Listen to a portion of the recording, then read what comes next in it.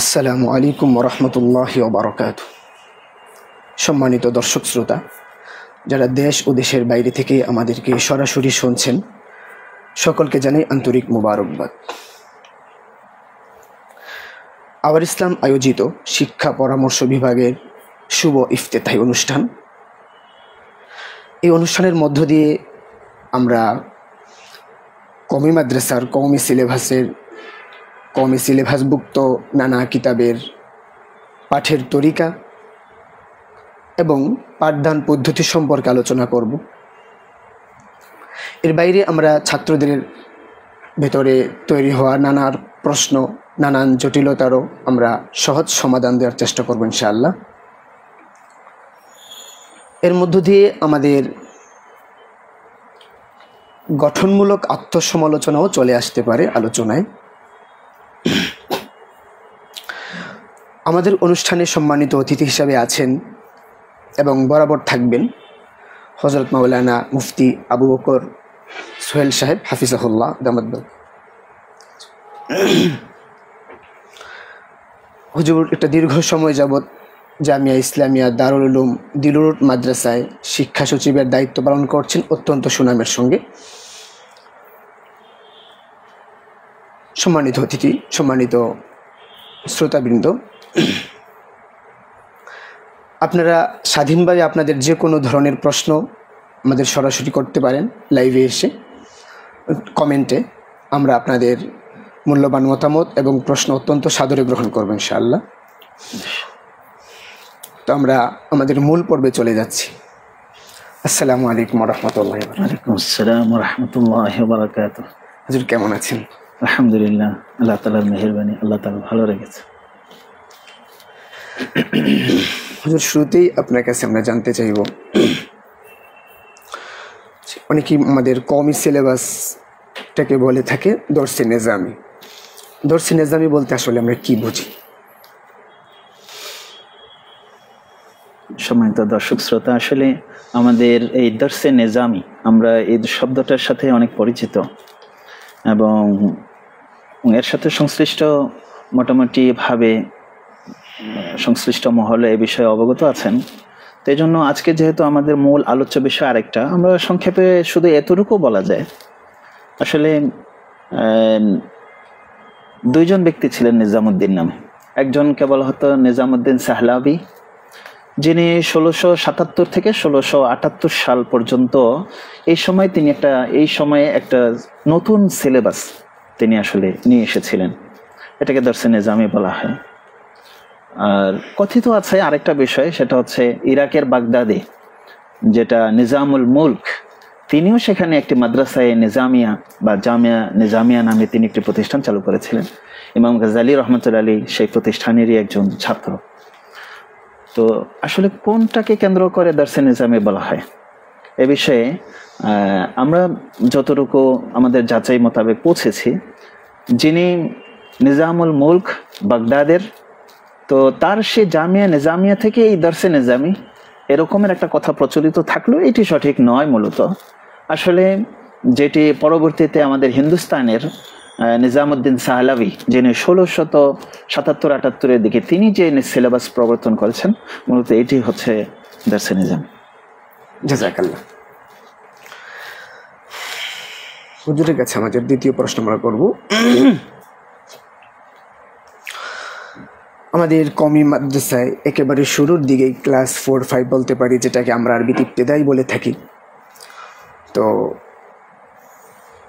একেবারে ক্লাস 4-5 বাচ্চাদেরকে উর্দুটা পড়ানো হয় বিশেষ করে।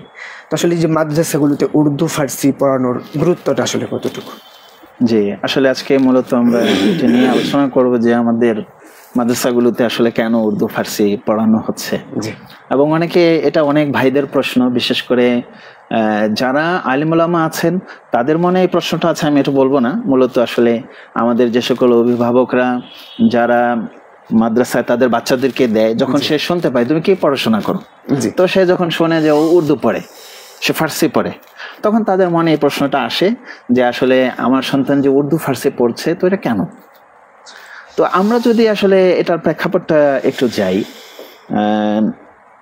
ইসলাম আমাদেরকে বুঝতে হবে, আমরা এই মাদ্রাসাগুলোতে আমরা ধর্মচর্চা আমাদের মূল বিষয়, আর এটার জন্য কোরআন এবং হাদিস উভয়টারই মূল ভাষা হচ্ছে আরবি। সুতরাং এটা সন্দেহাতীতভাবে সত্য যে আমাদের মূল শিখতে হবে হচ্ছে আরবি। আমরা ফার্সি এবং উর্দুটা হচ্ছে এটা আমাদের একটা সহযোগী ভাষা, একটা সহযোগী ভাষা, সহযোগী হিসেবেই এটা পড়ানো হচ্ছে এবং সহযোগিতার জন্য যতটুকু প্রয়োজন ওটাই শেখানো হচ্ছে এখানে। তো সেই হিসেবে আসলে আমরা যদি এটা প্রেক্ষাপটে যাই, এতটুকু জানবেন যে 1204 থেকে নিয়ে 1938 পর্যন্ত প্রায় কত বছর, 700 বছরের বেশি সময় ধরে কিন্তু এই এলাকাটা ফার্সি ভাষা ছিল রাষ্ট্রীয় ভাষা, দাপ্তরিক ভাষা, এভাবে এটা পরিচালিত হয়ে আসছে। সেই সময় যেহেতু ওই ভাষার গুরুত্বটা বেশি ছিল, এক দীর্ঘ সময় পর্যন্ত আমাদের দ্বীনি আলেমগণ এই উপমহাদেশে, আমরা কিন্তু উপমহাদেশের একটা দেশ, বাংলাদেশ এই উপমহাদেশের একটা দেশ, এখানে ইসলামের উপরে গবেষণা হয়েছে। গবেষণা হতে হতে, কিতাব রচিত হতে হতে এক ভান্ডার রচিত হয়ে গেছে ফার্সি ভাষায়। এরপর আসলো দারুল উলুম দেওবন্দের পর্ব, সেখান থেকে এসে সেই 1866 থেকে যদি আপনি ধরেন, তাহলে কিন্তু এই সময়ে এসে আবার উর্দুর একটা ব্যাপক চর্চা হয়েছে, উর্দুর উপরে একটা ব্যাপক রকমের চর্চা হয়েছে, লেখনী হয়েছে, এর উপরে গবেষণা হয়েছে, এখানেও একটি ভান্ডার জমে গেছে। তো আমাদেরকে যারা, আমরা এই উপমহাদেশে আমরা যারা দিন চর্চা করবো, আমরা যারা দিন শিখবো, স্বাভাবিকভাবে আমাদেরকে উর্দু এবং ফার্সির উপরে আমাদের একটা নির্ভরশীলতা আমাদের আসলে এসে যায়, আমাদেরকে শিখতে হবে। তো শিখতে গেলে আমাদেরকে এটা দেখে যেতে হয়। আসলে আমি এখানে যদি একটু বলি যে যারা এরকম মনে করে যে আমার সন্তান উর্দু শিখছে, তো এটার প্রয়োজনীয়তাটা কি, তো আমাদেরকে আসলে বুঝতে হবে যে প্রয়োজন কিন্তু আসলে আরবি। আমরা আসলে মূল দিন শিখবো হলো আরবি দিয়েই শিখবো, কিন্তু এর পর্যন্ত পৌঁছতে এগুলো আমাদেরকে সহযোগিতা করে, এগুলো আমাদেরকে সহযোগিতা করে। আমি আসলে ঢাকা যাব, তাহলে আমি বাসে উঠবো কেন? বাস আমাকে ওখানে যেতে সহযোগিতা করবে। আমি প্রাইভেট কারে উঠবো কেন? ওটা আমাকে উঠতে সহযোগিতা করবে। আমি রিক্সা উঠবো কেন? সে আমাকে আমার গন্তব্যে পৌঁছতে সহযোগিতা করবে। ওটা আমার উদ্দেশ্য না, এগুলো আমাদেরকে সহযোগিতা করে, এই জন্য যাবো। তাছাড়া আসলে একটা ভাষা শিখা, এটা কি যারা একটু দোষ আকারে বলতে চায়, সমালোচনা আকারে বলছেন, তাদের উদ্দেশ্যে যদি বলি, ডক্টর শহীদুল্লাহ কতগুলো ভাষার জ্ঞানী ছিলেন, ওনার ব্যাপারে বলা হয়েছে, আপনার উইকিপিডিয়াতেও দেখতে পাবেন, ওনার জীবনী গ্রন্থগুলো, ওনারকে নিয়ে যারা আর্টিকেল লিখেছে, বিভিন্ন কিছু রচনা করেছে, বই জীবনী লিখেছে, আপনারা সেখানে দেখলে দেখবেন তার ব্যাপারে বলা আছে ইনি প্রায় 30টি ভাষা উনি জানতেন, যার মধ্যে এই উর্দু এবং ফার্সির কথাও আছে। আচ্ছা চলুন আরেকজন আমাদের বাংলাদেশের আরেকজন সাহিত্যিকের কথাও আমরা দর্শকদেরকে স্মরণ করিয়ে দিতে, সৈয়দ মুজতবা আলী, আমরা সবাই তার সম্পর্কে জানি। তিনি একজন বড় লেখক ছিলেন, গবেষক ছিলেন, তিনিও কিন্তু প্রায় 18টা ভাষা জানতেন। তো বলুন এটা কি সকলে আমরা তার প্রশংসা আকারে বলছি না?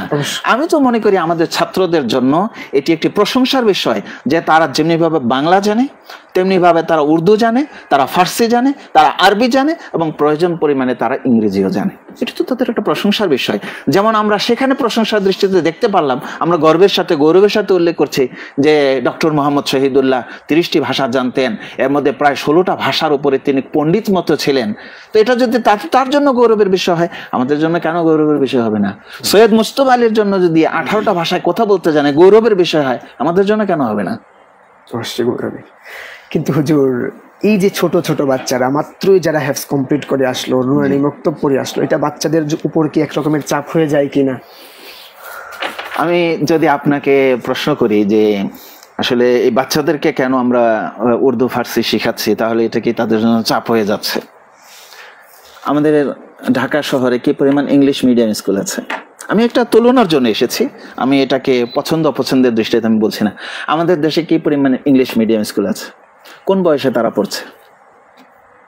একটা বাচ্চা সে ইংলিশ মিডিয়ামে পড়ছে এবং সেই সময় এটা একটা বিদেশি ভাষা। আপনি কি আপনি নিজেও একজন হিসেবে আপনি সাক্ষী দেন, আপনি যখন উর্দু শেখা শুরু করেছিলেন তখন এটা আপনার জন্য কি মজার ছিল না চাপের ছিল? অবশ্যই মজার ছিল। তাহলে এটা চাপের হলো কিভাবে? আমরা যখন উর্দু শিখতে শুরু করলাম এটা আমাদের একটা আনন্দদায়ক ছিল এবং কোনো রকম চাপ ছিল না। সুতরাং এই প্রশ্ন এটার ব্যাপারে আসে না যে এটা এই বাচ্চাদের জন্য এটা একটা চাপের কিনা। বরং আপনারা মিডিয়াতে লক্ষ্য করেছেন ইংলিশ মিডিয়ামে যখন পড়াশোনা করে তখন কিন্তু তাদের ক্ষেত্রে এটা আসে যে একটা ছোট বাচ্চাকে এতগুলো বই চাপিয়ে দেওয়া হলো, ওখানে তাদেরই আছে। কিন্তু আমাদের কোনো বাচ্চারা বলবে না যে আমি উর্দু শিখতে গিয়ে আমি চাপ বোধ করছি, এটা তার বলবে না। সুতরাং এটা কোনো চাপ, এটা আমি মনে করি না। Thank you.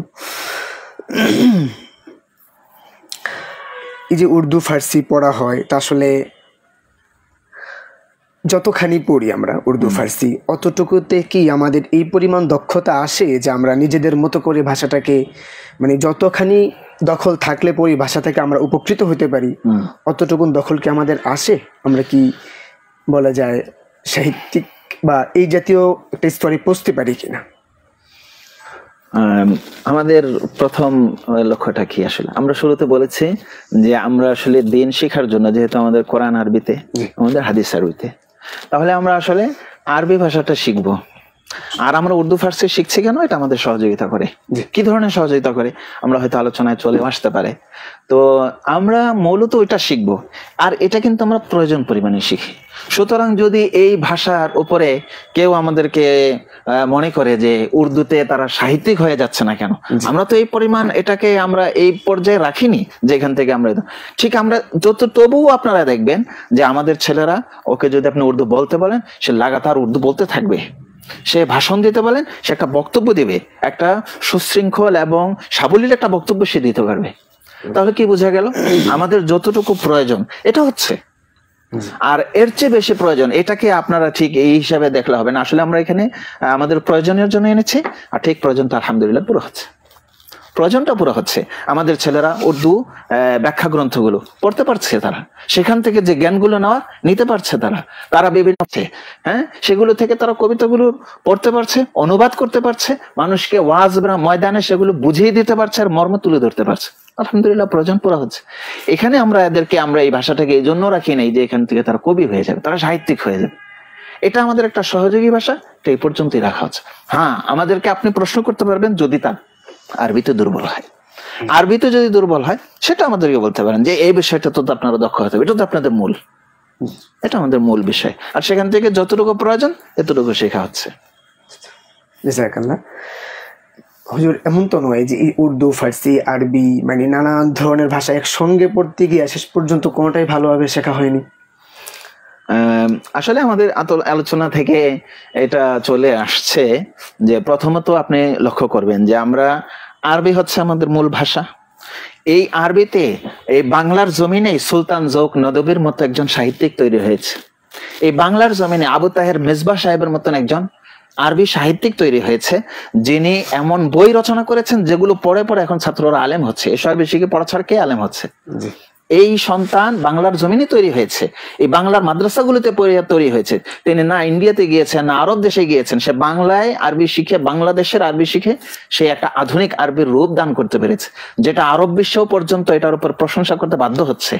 তাহলে আমরা আমাদের মূল যেটা বিষয় আরবি তো দক্ষ হওয়া, সেটা হচ্ছে শহীদুল্লাহ ফজলে বাড়ির মতন সন্তান, এই বাংলাদেশের সন্তান, সে বাংলাদেশে তৈরি হয়েছে।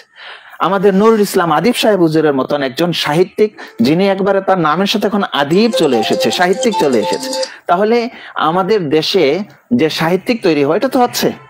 হ্যাঁ, আমরা ওই উর্দু ফার্সি গুলাকে, আমরা তো আগেই বলেছি, এখান থেকে যতটুকু প্রয়োজন এটা হচ্ছে। সে ব্যাখ্যা গ্রন্থ পড়তে পারছে, উর্দু বইগুলো পড়তে পারছে, সে যে বইগুলো পড়েনি সেই বইগুলো এনে দেবেন, সে অনুবাদ করে দিচ্ছে। তাহলে আমাদের এখানের কোনো অভাব তো আমরা দেখছি না। যেটা প্রয়োজন সেটা প্রয়োজন পরিমাণে শিখছে, যেটা দক্ষ হওয়া প্রয়োজন সেটা আলহামদুলিল্লাহ দক্ষ আছে। আপনি আমাদের মাদ্রাসাগুলোতে যাবেন, ছেলেদেরকে আপনি আরবিতে কি কথা বলতে বলবেন, কথা বলতে পারবে। লিখতে দিবেন, সে রচনার পর রচনা লিখে দিবে আপনাকে। পরীক্ষার খাতায় ছাত্ররা, এখন কতজন ছাত্র আছে ভালো ভালো মাদ্রাসাগুলোতে আপনারা দেখবেন, অল্প কিছু ছাত্র ছাড়া সমস্ত ছাত্র আরবিতে উত্তর দিচ্ছে। যদি তার আরবিতে দক্ষ নাই হতো, সে সমস্ত উত্তরগুলো আরবিতে কিভাবে দিচ্ছে? সুতরাং আমাদের মূল যে আরবি বিষয় ওটা তো দক্ষতা অর্জন করছে, উর্দু এবং ফার্সিতে প্রয়োজন পরিমাণে তারা শিখছে। জাযাকাল্লাহ। সম্মানিত দর্শক শ্রোতা, আপনাদেরকে আমরা আবারও বলছি, ইনশাল্লাহ আমরা আপনাদের মূল্যবান অভিমত এবং আপনাদের কমেন্ট আমরা অত্যন্ত সাদরে গ্রহণ করব, এবং আপনাদের অবশ্যই কোনো জানার বিষয় থাকলে আমাদেরকে প্রশ্ন করবেন, আমরা আপনাদের প্রশ্নের সদুত্তর দেওয়ার চেষ্টা করব ইনশাআল্লাহ। হুজুর, তারপর আপনার কাছে আমাদের প্রশ্ন, আমাদের কওমি ধারার বেশ কিছু প্রতিষ্ঠান আছে যেখানে এরকম শোনা যায় যে উর্দুর প্রতি খুব একটা গুরুত্ব দেওয়া হচ্ছে না বা দেওয়া হয় না। তো সেই জায়গা থেকে ছাত্ররা যদি ওইভাবে একটা উর্দু ভাষা শেখার একটা পরিবেশ না পায়, ফলে উর্দু যদি শিখতে না পারি, তাহলে এক্ষেত্রে ইলমি জিন্দেগিতে, ইলমি জীবনে তাদের কোনো অপূর্ণতা থেকে যাবে কিনা? আপনার প্রথমত আসলে আমাদের যে দুইটা ধারা কওমি মাদ্রাসায় আছে, আমরা কোন নেশাবটাকে একটু দীর্ঘ আছে, আর কোন নেশাবে আমরা একটু সংক্ষিপ্ত সময়, কিছুটা সময় সংক্ষিপ্ত হয়ে আসছে। আলহামদুলিল্লাহ দুইটি ধারা এটি আমাদের মাঝে প্রচলিত আছে এবং দুইটা ধারার আলাদা আলাদা উপকারিতা আছে। তবে আমরা ব্যক্তিগতভাবে আমরা যেটা মনে করি যে যেখানে সময় বেশি ব্যয় হয়েছে তো সেটাতে উপকারিতাও বেশি হয়েছে, চর্চা বেশি হয়েছে, জ্ঞান চর্চা হয়েছে বেশি, তো বেশি উপকারিতা হয়েছে। এবং সেখানে আপনি এতগুলো ভাষা শিখতে পারছেন, তাহলে আপনি ইলমের রাস্তায় পৌঁছার আপনার রাস্তা অনেকগুলো অর্জন হয়ে গেছে। তাহলে সুতরাং যেখানে উর্দুর কম গুরুত্ব যদি দেওয়া হয়, তাহলে আমি মনে করি সে তার ইলমের উদ্দেশ্যে পৌঁছার জন্য তার সামনে কিছু রাস্তা কমে গেছে। সে উর্দুতে রচিত বিষয়গুলো সে অর্জন করতে পারবে না। যার সামনে ফার্সি ভাষার রাস্তা নেই, তো সে ফার্সি ভাষার জ্ঞানগুলো, গবেষণাগুলো সে অর্জন করতে অক্ষম থাকবে, বা যতটুকু দুর্বল থাকবে সেই পরিমাণ বঞ্চিত হবে।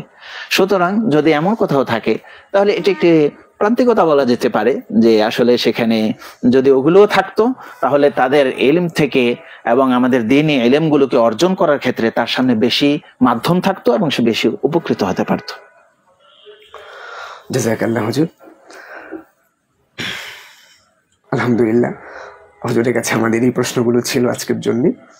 তো হুজুর আমাদেরকে অত্যন্ত সুন্দরভাবে প্রশ্নগুলোর উত্তর দিয়েছেন। আমরা আশা করব হুজুরকে আমরা আমাদের সামনের যে এপিসোডগুলোতে হুজুরকে পাবো ইনশাআল্লাহ, এবং হুজুর আমাদের সুন্দরভাবে উত্তর দেওয়ার চেষ্টা করবেন। তো সম্মানিত দর্শক শ্রোতা, আপনারা যারা তখন আমাদের সঙ্গে ছিলেন, আপনাদেরকে আন্তরিক মোবারকবাদ। এবং আমরা আশা করব আপনারা আমাদের এই প্রোগ্রামটাকে বরাবর ফলো করবেন। আমরা আপনাদের সঙ্গেই থাকবো ইনশাল্লাহ। এর বাইরে আপনাদের যত রকমের প্রশ্ন আছে ইনশাল্লাহ আমাদেরকে করবেন, আমরা এর সদুত্তর দেওয়ার চেষ্টা করব। যদি এই ভাষা